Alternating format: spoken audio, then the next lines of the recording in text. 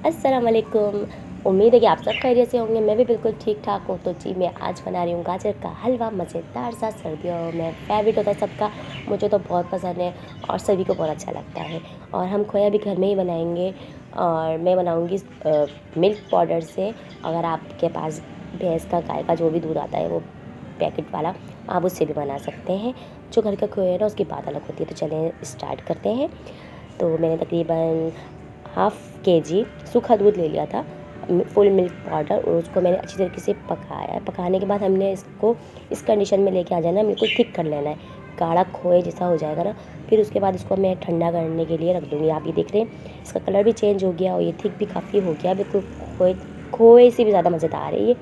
खोया भी इसके आगे कुछ नहीं है ना, क्योंकि खोए में पता नहीं क्या क्या मिला मिला के रखते हैं। तो ये बहुत मज़ेदार सा हमारा खोया घर का रेडी हो गया। ये तकरीबन 2 किलो गाजर है, उसको मैंने कद्दूकस कर लिया था। थोड़ा मोटे वाले साइड से करिएगा, बारीक वाले से साइड से नहीं।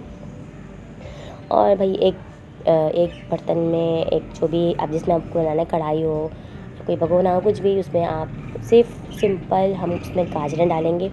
गाजरें डालने के बाद हम इसको, ना इसमें कोई भी पानी डालना है हमें और ना ही हमें भी इसके अंदर कुछ करना है, सिर्फ चम्मच चलाना है, क्योंकि इसका अपना पानी इतना ज़्यादा निकलता है कि हमें ज़रूरत नहीं पड़ती। सिर्फ मैंने एक घूंट पानी डाला था क्योंकि ये नीचे थोड़ा सा लग रहा था।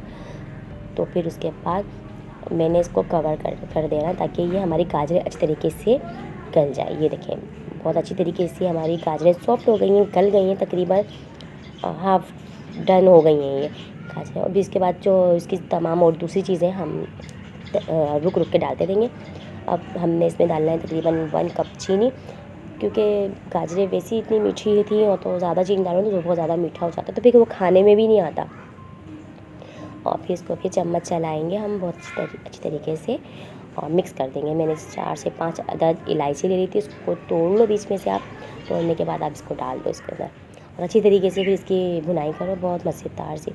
और 4 से 5 चम्मच टेबल स्पून मैंने घी डाला है, देसी घी और नॉर्मल घी, डालडा घी, कोई सा भी घी, ऑयल कुछ भी डाल सकते हैं, मगर वैसे घी का टेस्ट बहुत अच्छा आता है। डालडा घी में बनाए बहुत अच्छा टेस्ट आता है। ये बिल्कुल था तो 2 केजी ना, मगर बन के इतना सा ही रह गया। और बहुत अच्छी तरीके से बस इसकी भुनाई करना है। हलवे की जब तक भुनाई अच्छी नहीं होगी ना, तो जब तक हलवा हमारा अच्छा नहीं बनता, टेस्ट अच्छा नहीं होता।